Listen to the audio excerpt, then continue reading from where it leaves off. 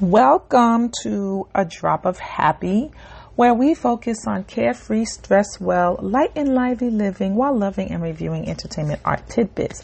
This is the podcast arm to my blog, lightv.com. So please visit and read some of the articles that I post there. And it's me. I'm your host, Wanda Toby. And I basically focus on not really reinventing the wheel, but using what you've got to manage you through the things that you've got going on. So I do also publish stress well type articles and tips and other things that I see and read about online that I feel helpful to help us get through this thing called life and manage what we got going on. And I want to talk about mermaids. Everybody's talking about mermaids. So can we talk about mermaids? Okay, let's pause.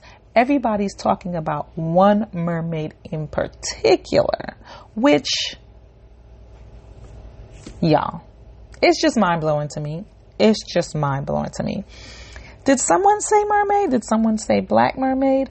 Of course they did, because that's all they talking about right now. All because Disney finally dropped a teaser trailer with Halle Bailey. Lord, did I say Berry? I mean, I do love me some Halle Berry, but no.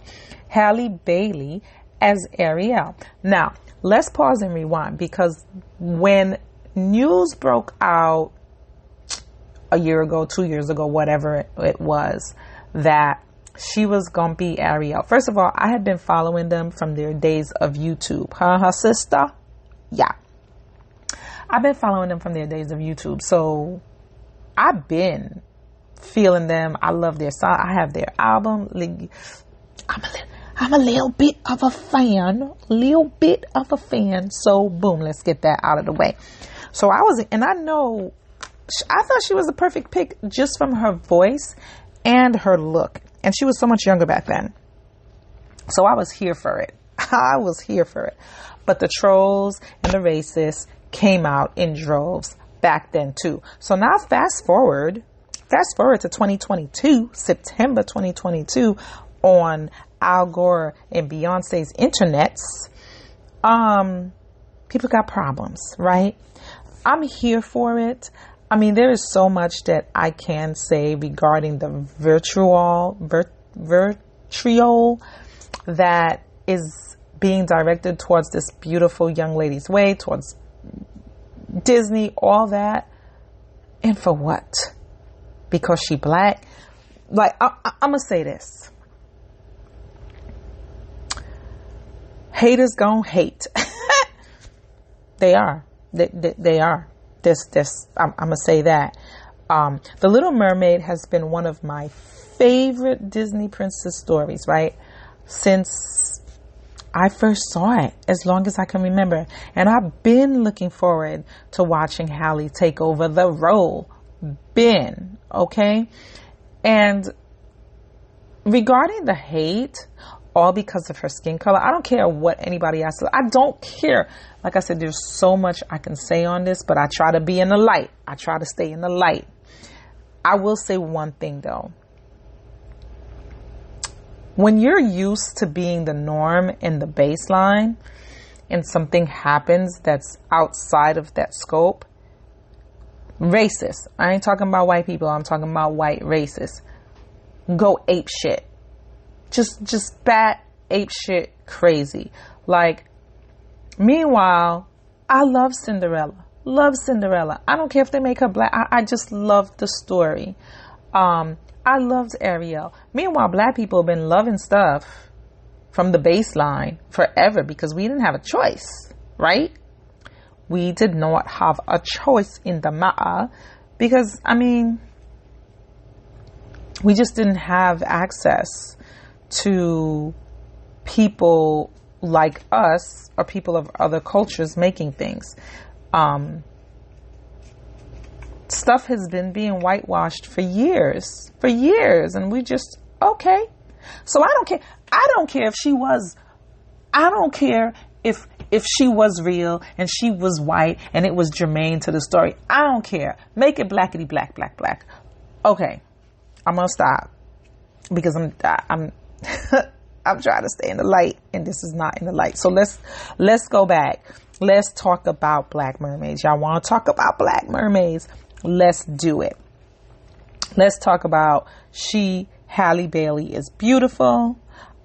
Not only am I looking forward to her taking over this role, I'm looking forward to her career blossoming. She's a good actress. She's a beautiful, talented singer. From everything that I've seen about her, she's feisty, has a beautiful spirit and a beautiful soul. And I'm all for good, beautiful, vibing people that radiate from within, making it and succeeding and flourishing and spreading that goodness. Like, I'm all for it. So I look forward to the phenomenal career that I know she's going to have. She's beautiful, super talented young lady, and regardless of how this goes down, she will continue to rise from this. And sometimes that's all that we can focus on and hone on, and that's what we have to do, right?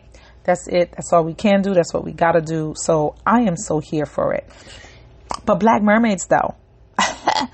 Black Mermaids, though, let's talk about that. Let's talk about Skin of the Sea, written by Natasha Bowen. This is a book all about Black mermaids. I mean, honestly, it's about one Black mermaid. Skin of the Sea follows Simidelli. Simidelli, I love the name. Also known as Simi for short. And she's a young girl who basically prayed and then was turned into a mermaid by an Orisha. And as she scavenges, did I make that word up? But y'all know what I'm saying. As she scavenges the sea to save souls lost to the slave trade. And we go, I'm not giving anything away. This is the first book. That's what she does. Okay. That's her job as a mermaid. To save folks that have been thrown overboard and to basically take their souls to safe passage, right? That's what she's supposed to do. Except one day she saves not a soul, but an actual person. She saves an actual human being because he is not quite dead. And now that kind of, ricochets, tilts, makes a whole bunch of things pop off. And now, like any fantasy novel, right, they have to go on some journey to save the world. At this point, it's really save her kind, but the fate of the world hangs in the balance, or the fate of her people, right? So Natasha Bowen's writing is beautiful and poetic. The imagery and the character build, I mean, they're just beautifully crafted. I'm not even gonna front. And at times, I legit felt like I was on the adventure with them. It was this writing, though, and it's honestly, I'm not even fronting. It's beautiful, right? That also made it a difficult read. Now, y'all know, I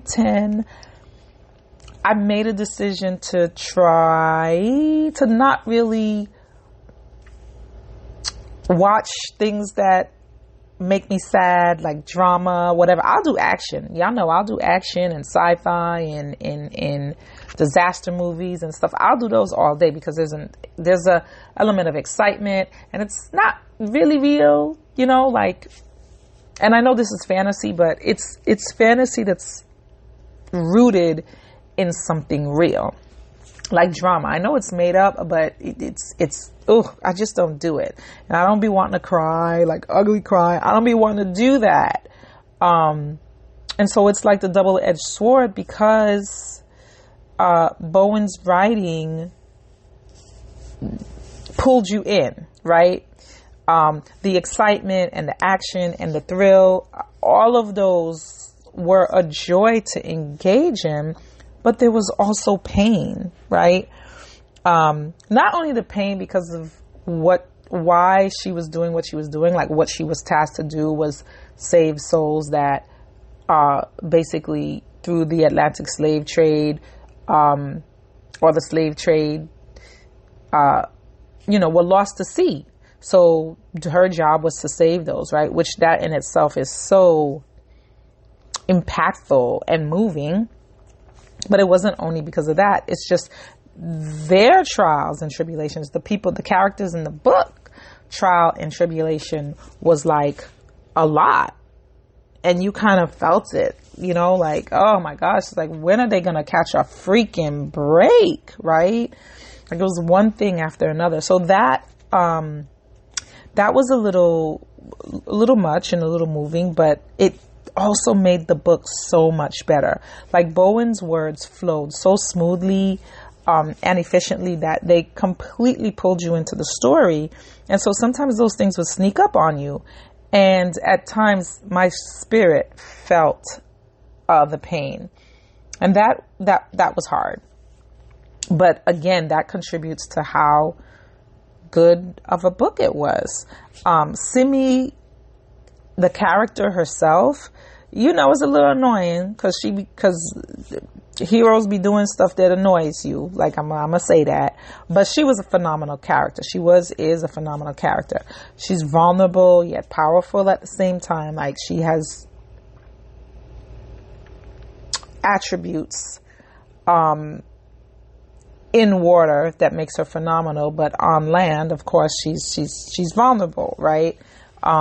And that definitely ties into the dynamic of the story with her interaction with the other characters, with her interaction with the person that she saves, her spirit and her conviction to do what's right.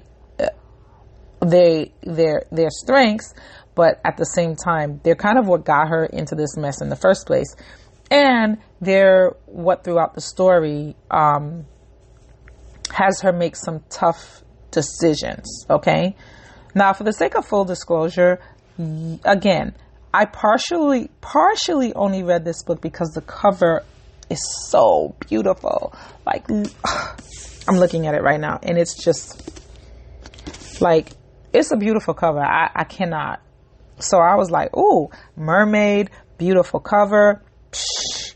Because, I hesitate to read books that are about slavery or that about struggle or, that get me in my feels. Like I don't, but the cover though, psh, I was like, I gotta read it. And I'm glad that I did. And I am definitely looking forward to the next installment, which is called Soul of the Deep. And guess what? It's set to release this month, y'all. This month. So be on the lookout for that. If you haven't read the first book, Skin of the Sea, and you want to get a little taste of some mermaid action before, the cutesy Disney's Little Mermaid, get into it. Okay. Now let me tell you. So the cover for Skin of the Sea got me in, right? Because it was beautiful. It was ethereal. There was a hint of innocence. And after reading the book, the cover was definitely spot on.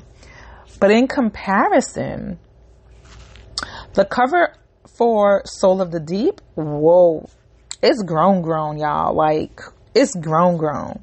I'm like, okay, it's got me curious about what's this story going to be, because she over here on the cover looking like grown and try me. Like when I look at the cover for Soul by the Sea, jeez, for Soul of the Deep, that's what I think. Like that's the look she's giving me. Try me if you want to, but at the same time, she's giving grown and sexy.